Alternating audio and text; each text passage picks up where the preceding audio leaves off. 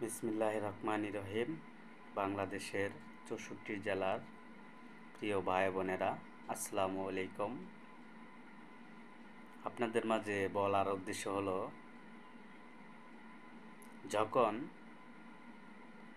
শেখ হাসিনা সরকার running ক্ষমতায় ছিল, তখন কিন্তু আমি এই অনলাইন জগতে অন্যায়ের প্রতিবাদ করছি।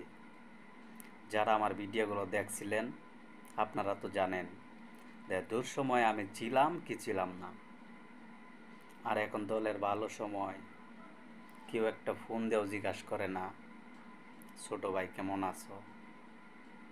এটার নাম রাজনীতি, তাই না? দুঃসময় কেউ জিজ্ঞাসা করে নাই, আর এখন ভালো সময়, এখন জিজ্ঞাসা করবো কেউ জিজ্ঞাসা করবে না। রাজনীতি মানে এলো দাবা খেলা। যত দিবেন কোনো লাভ নাই, নাম পাইবেন না। যাই হোক, সেটা বড় কথা না। দুঃসময় বিএনপির পাশে ছিলাম, এখনো আছি। যতদিন বাচ্চা থাকবো ইনশাল্লাহ থাকবো। এই জন্যই আমার বাবা, আমার চাচা, জ্যাঠা, আমার দাদা, আমার 14 গোষ্ঠী সব বিএমপি করে। এর জন্যই থাকবো। কেউ ফোন দিলে দিব, না দিলে না দিব। বিএমপি করি, বিএমপি করব, বিএমপি করে যাব ইনশাল্লাহ।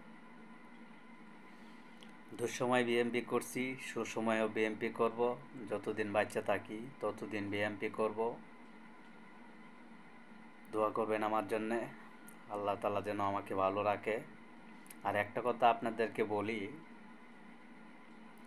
2023 সালে রমজান মাসের 2 রোজায় আমি মুখলেস ঢাকা থেকে বাড়িতে গেছিলাম বেড়াইতে। তখন আওয়ামী লীগের কিছু পাতি নেতা, ওরা কিন্তু আমারে ইচ্ছা মতনে ফিরাইছিল। আমার বাড়িতে যাইয়া আমারে মারছে। আনুমানিক 40-50 জন মানুষে দুঃসময়ে মারছে। 2023 সালে রমজান মাসের 2 রোজায়। তখন কিন্তু শেখ হাসিনা সরকার রানিং ক্ষমতায়। 23 সালে রমজান মাসের 2 রোজাতে যারা মারছিল তারা হয়তো ভাবছিল যে ওরা একটু শায়েস্তা করি, তাহলে আর উৎপাত করতো না। কিন্তু ওরা ভুল ধারণা নিছে। ওরা আমারে মারার পরে আল্লাহ যেন আমারে বাঁচায় রাখছে, এখন আরো বেশি বেশি বিএমপির ভিডিও বানাই। আর এটা সত্যি কথা। আগে হালকা পাতলা কিছু কিছু ভিডিও বানাইতাম, এখন আর বেশি বেশি ভিডিও বানাই। মারিকায় শিক্ষা হয়েছি, এজন্য বেশি বেশি ভিডিও বানাই। আর তোদের কথা আর কি বলবো, এখনো সময় আছে। 5 ওয়াক্ত নামাজ করবি, আল্লাহর নাম নবী। 5 ওয়াক্ত নামাজ করবি, আল্লাহর নাম নবী। 5 ওয়াক্ত নামাজ করবি, আল্লাহর নাম নবী। ঠিক আছে? নামাজ করবি আর আল্লাহর নাম লইবি। আর আল্লাহর কাছে বেশি বেশি করে তওবা করবি। কারণ তোরা তো মুসলমান বলে যে নিজেকে পরিচয় দেস, আমি কিন্তু এই দেশের নাগরিক। ঠিক আছে? তোরাও কিন্তু এই দেশের নাগরিক। তোদের নেতা হয়েছে গিয়া শেখ মুজিবুর রহমান, আর আমাদের নেতা হয়েছে গিয়া প্রেসিডেন্ট জিয়াউর রহমান। বলতে চাই, শেখ মুজিবুর রহমানও স্বাধীনতার ঘোষণা দিছিল, প্রেসিডেন্ট জিয়াউর রহমানও স্বাধীনতার ঘোষণা দিছিল। তবে একটু পার্থক্য আছে। সবার প্রথম দিছিল আমার নেতা জিয়াউর রহমান। চট্টগ্রাম থেকে আমার নেতা সবার প্রথম স্বাধীনতার ঘোষণা দিছিল। আর একটু তোদেরকে বোঝাই, আমাদের নেত্রী বেগম খালেদা জিয়া, সে কিন্তু শেখ মুজিবুরে কোনোদিন অসম্মান করে কথা বলে নাই, সম্মান দিয়ে কথা বলছিল। আর তোদের নেত্রী শেখ হাসিনা আমাদের নেতাদের জিয়াউর রহমানকে অনেক অসম্মান করছে, অনেক। শুধু আমার নেতা জিয়াউর রহমানকে অসম্মান করছে তা না, আমার নেত্রীকেও অসম্মান করছে তোদের নেত্রী। আমার ভাই তারেক রহমানকেও সেই লেভেলে অপমান করছে। আবার বলছে সাহস থাকলে আয়, ফিরে আয় বাংলাদেশে, তোর চেহারাটা একটু দেখি।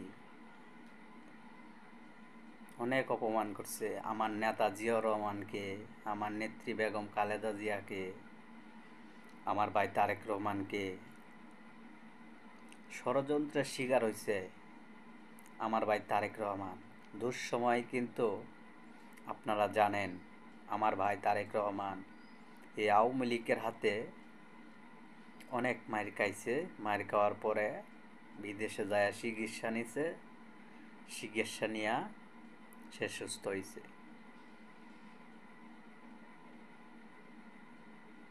আমিও মার খাইছি 2023 সালে রমজান মাসে 2 রোজায় আওয়ামী লীগের হাতে। হালকা পাতলা চিকিৎসা নিয়েছি, কিন্তু সত্য কথা বলতে কি ভালো মতো চিকিৎসা নিতে পারি নাই টাকার অভাবে।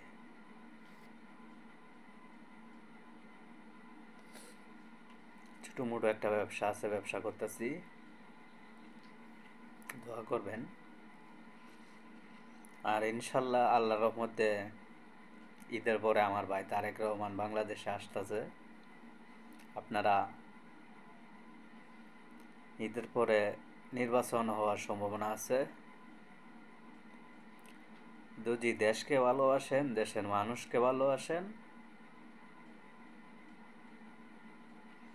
তাহলে ধানের শীষে ভোট দেবেন। আমার বিশ্বাস আপনারা শান্তিতে থাকতে পারবেন, কারণ তারেক রহমানই পারবে বাংলাদেশের মানুষকে ভালো রাখতে, সুস্থ রাখতে, আর কেউ পারবে না।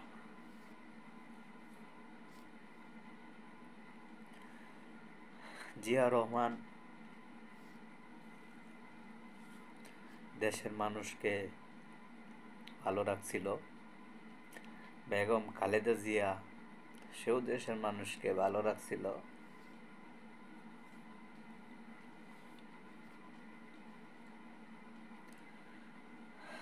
আশা করি আমার ভাই তারেক রহমানও পারবে দেশের মানুষকে ভালো রাখতে। আপনাদের সাথে কথা বলতে যাই আমার আজকে আপনি চোখে দেখা নিতেছে। এটা কষ্টের কান্না না, সুখের কান্না। সবাই ভালো থাকবেন। আসসালামু আলাইকুম।